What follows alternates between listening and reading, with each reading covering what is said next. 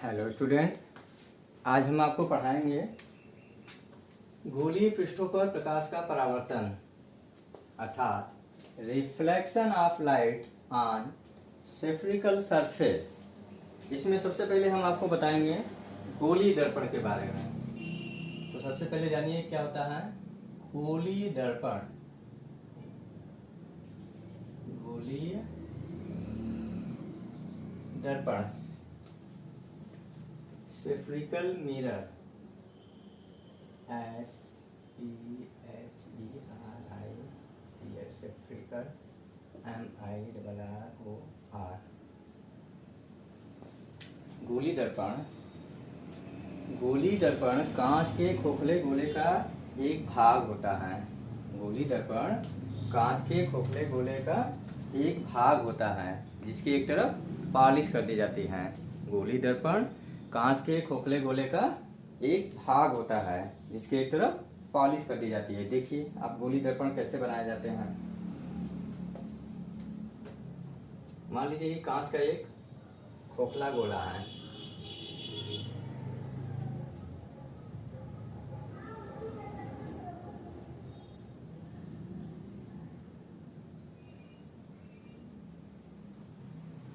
हम आपको बताए हैं गोलीय दर्पण कांच के खोखले गोले का एक भाग होता है। मान लीजिए ये क्या है, कांच के खोखले गोले का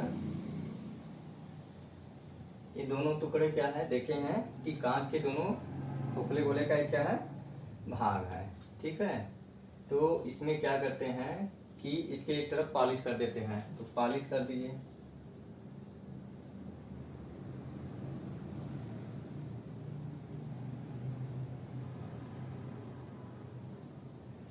दर्पण मिरर को M डैश से नाम देते हैं। मिरर है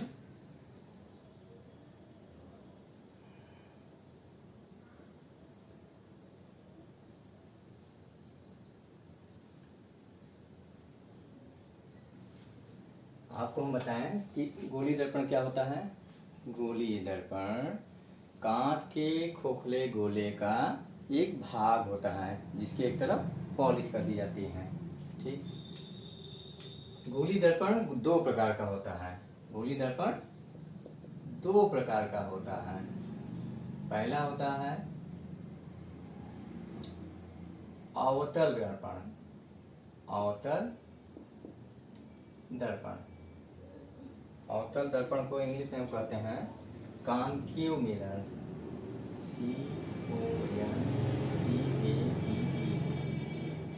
CONCAVEMIRROR कॉन्केव मिरर। ठीक, और दूसरा होता है उत्तल दर्पण। उत्तल दर्पण को हम कहते हैं convex mirror. CONVEX convex MIRROR। तो सबसे पहले आइए हम देखते हैं अवतल दर्पण के बारे में। जिस दर्पण में परावर्तन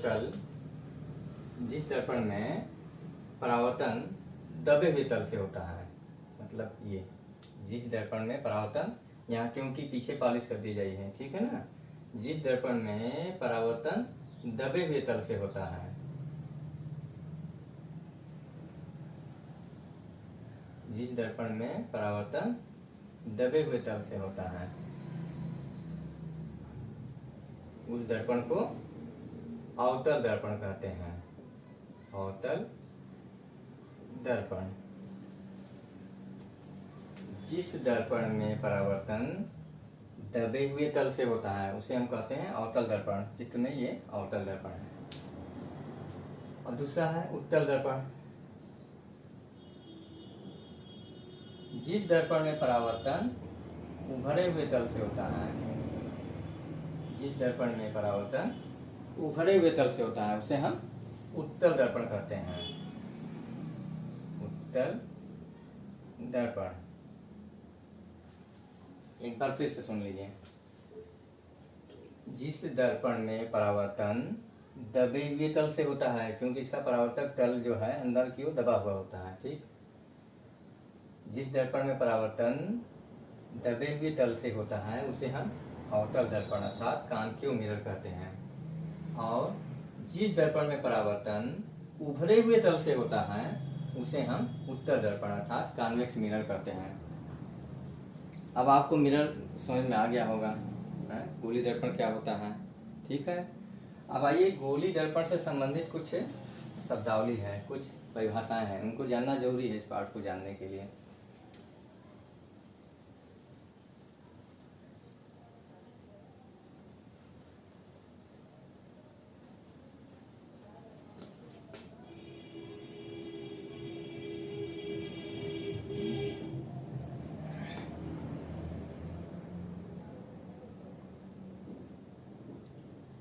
गोलीय दर्पण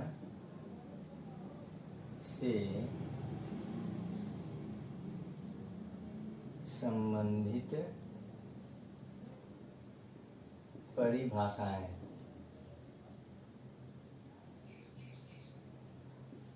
गोली दर्पण संबंधित परिभाषाएं। तो आइए इसके लिए हम फिर से गोली दर्पण हम बना लेते हैं।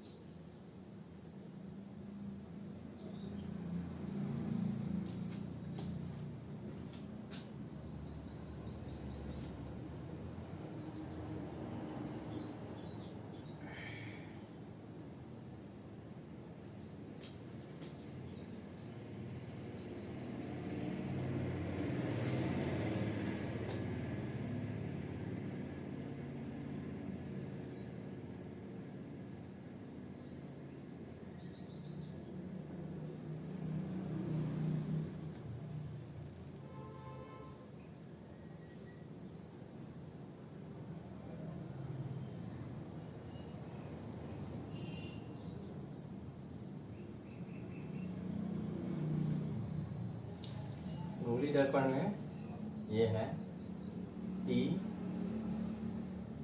सी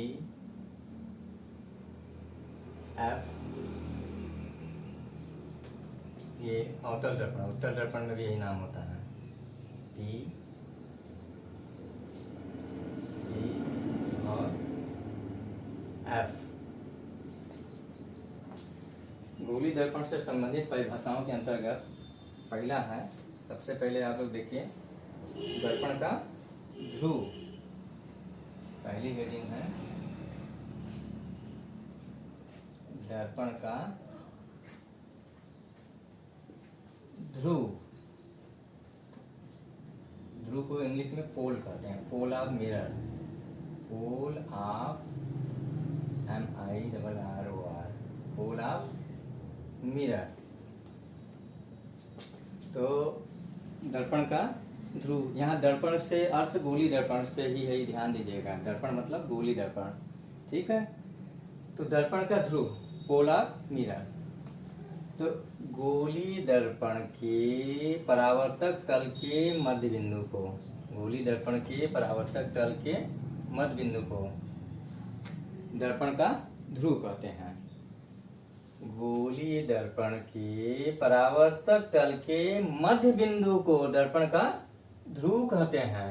इसे हम कैपिटल P से प्रदर्शित करते हैं। ध्रुव को हम कैपिटल P से प्रदर्शित करते हैं, ठीक है। दोनों दर्पणों के लिए है, ध्यान दीजिएगा। गोली दर्पण में उत्तल अवतल दोनों आते हैं, ठीक है, ध्यान दीजिएगा। तो दर्पण का ध्रुव एक बार फिर से सुन लीजिए, बहुत सिंपल है। गोली दर्पण के परावर्तक तल के मध्य बिंदु को दर्पण का ध्रुव कहते हैं। इसे हम कैपिटल P से प्रदर्शित करते हैं। अब आइए दूसरी हेडिंग है वक्रता केंद्र। वक्रता केंद्र, centre of curvature, CENTRE, centre of curvature, CURVATURE,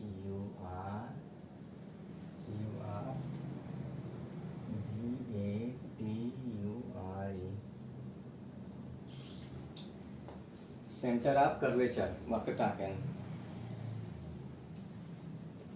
गोली दर्पण जिस खोखले गोले का भाग होता है, ये गोली दर्पण जिस खोखले गोले का भाग होता है उसके केंद्र को दर्पण का वक्रता केंद्र कहते हैं। गोली दर्पण जिस खोखले गोले का भाग होता है उसके केंद्र को दर्पण का वक्रता केंद्र कहते हैं। इसे हम कैपिटल सी से प्रदर्शित करते हैं। ये ध्यान दीजिएगा, जो संकेत है कहीं पर जब भी आएगा संकेत से अर्थ समझना पड़ेगा। दर्पण में सी मतलब वक्रता केंद्र होता है, पी माने ध्रुव होता है। एक बार फिर से सुन लीजिए वक्रता केंद्र क्या होता है। गोली दर्पण जिस खोखले गोले का भाग होता है उसके केंद्र को दर्पण का वक्रता केंद्र कहते हैं। गोली दर्पण जिस खोखले गोले का भाग होता है उसके केंद्र को दर्पण का वक्रता केंद्र कहते हैं। ठीक, इसे हम कैपिटल सी से प्रदर्शित करते हैं। सी जो है इस गोले का केंद्र है, इस गोली दर्पण का। इस गोले को पूरा करेंगे तो सी इसका केंद्र है, मतलब सी को वक्रता केंद्र के नाम से जाना जाता है। आइए अगली हेडिंग, मुख्य अक्ष।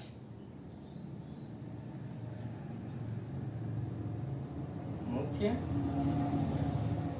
अक्ष, principal axis, PRINCIPL, principal axis, AXIS। मुख्य अक्ष, मुख्य अक्ष क्या होता है?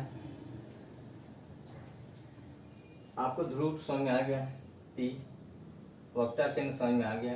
ठीक है, तो गोली ये दोनों दर्पणों के लिए है। गोली दर्पण के ध्रुव और वक्रता केंद्र को मिलाने वाली रेखा को दर्पण का मुख्य अक्ष कहते हैं।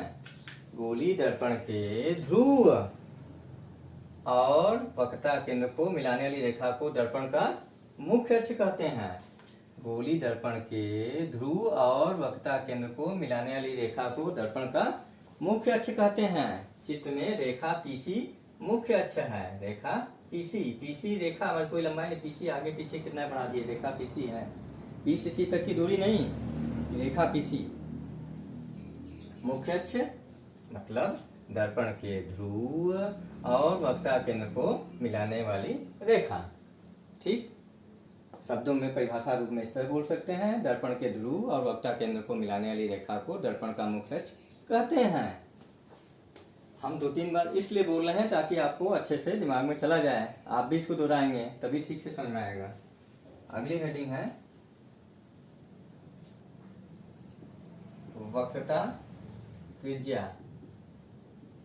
वक्रता त्रिज्या, centre of curvature, CENTRE, centre of curvature, CURVATURE, centre of curvature. वक्रता त्रिज्या क्या होता है?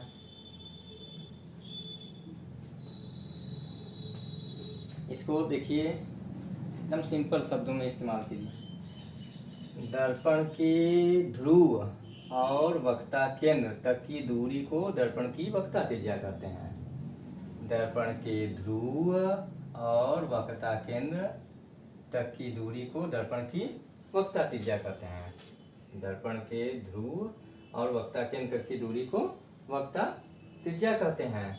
इसे R से प्रदर्शित करते हैं। दर्पण के ध्रुव और वक्रता केंद्र की दूरी, इसमें भी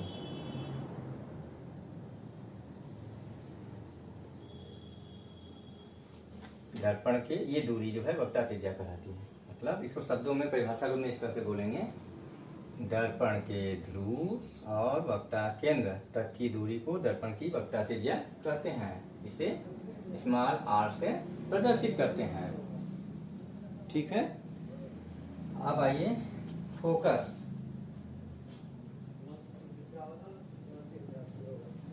फोकस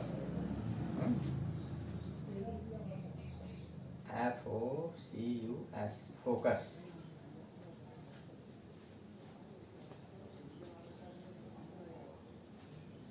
फोकस क्या होता है? दर्पण के मुख्य अक्ष के समांतर चलने वाली किरणें परावर्तन के पश्चात जिस बिंदु से होकर जाती है उसे हम दर्पण का फोकस कहते हैं। दर्पण के मुख्य अक्ष के समांतर चलने वाली किरणें परावर्तन के पश्चात जिस बिंदु से होकर जाती है उस बिंदु को दर्पण का फोकस कहते हैं। इसमें भी देख लीजिए, दर्पण की मुख्य अक्ष के समांतर चलने वाली किरणें परावर्तन के पश्चात जिस बिंदु से आती हुई प्रतीत होती है, जिस बिंदु से आती हुई प्रतीत होती है उसे हम फोकस कहते हैं। ये अवतल दर्पण का फोकस है, ये उत्तल दर्पण का फोकस है। ठीक है। दर्पण के मुख्य अक्ष के समांतर चलने वाली किरणें परावर्तन के पश्चात जिस बिंदु से होकर जाती है अवतल दर्पण में अथवा से आती हुई प्रतीत होती है उत्तल दर्पण में, उस बिंदु को हम दर्पण का फोकस कहते हैं। ठीक, फोकस को ही मुख्य फोकस यहाँ कहते हैं। यहाँ मुख्य फोकस कोई अलग शब्द नहीं है, फोकस मुख्य फोकस दोनों एक ही शब्द है। इसे हम कैपिटल एफ से प्रदर्शित करते हैं। फोकस को किससे दिखाते हैं? कैपिटल एफ से दिखाते हैं। दर्पण के मुख्य अक्ष के समांतर चलने वाली किरणें परावर्तन के पश्चात जिस बिंदु से होकर जाती है उसे हम दर्पण का फोकस या मुख्य फोकस कहते हैं। इसे हम कैपिटल एफ से प्रदर्शित करते हैं। अगला देखिए, फोकस दूरी, फोकस दूरी, focal length, FOCL, focal length, LENGTH। Focal length क्या होता है? दर्पण के ध्रुव से फोकस तक की दूरी को, दर्पण के ध्रुव से फोकस तक की दूरी को दर्पण की फोकस दूरी कहते हैं। दर्पण के ध्रुव से फोकस तक की दूरी को दर्पण की फोकस दूरी कहते हैं। इसे हम स्मॉल एफ से प्रदर्शित करते हैं। ये दूरी एफ से दिखाते हैं, फोकस से ध्रुव तक की दूरी को। इसमें भी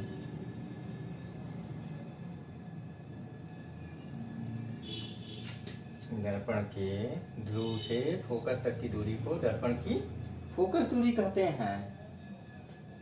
ठीक है, इसे हम स्मॉल एफ से प्रदर्शित करते हैं। इसके बाद है दर्पण का द्वारक। दर्पण का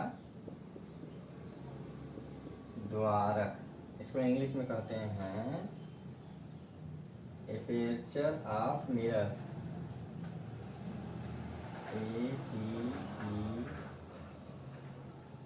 APERTURE, aperture of mirror, MIRROR।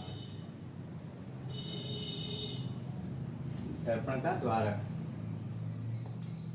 गोली दर्पण के परावर्तक तल के व्यास को दर्पण का द्वारक कहते हैं। गोली दर्पण के परावर्तक तल के व्यास को दर्पण का द्वारक कहते हैं। ठीक है, गोली दर्पण के परावर्तक तल के व्यास को अर्थात M' ये जो दूरी है, गोली दर्पण के परावर्तक तल के व्यास को दर्पण का द्वारक कहते हैं। और एक है फोकस तल। फोकस तल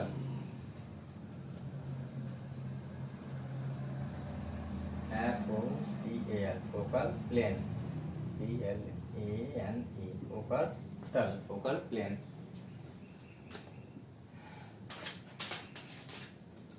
दर्पण की मुख्य अक्ष पर फोकस के लंबवत खींचे गए तल को फोकस तल कहते हैं।